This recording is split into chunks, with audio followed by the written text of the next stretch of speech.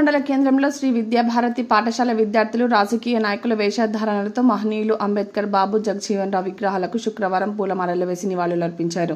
అనంతరం మెయిన్ రోడ్పై భారీ క్యాన్వాయ్తో బాణసంచాలు కాలుస్తూ ర్యాలీ నిర్వహించారు.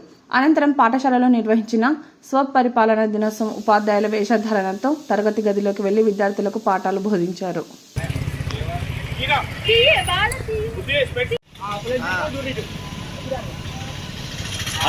చూడ్రి చూడేమా రైట్ ఇది చూడ్రిగా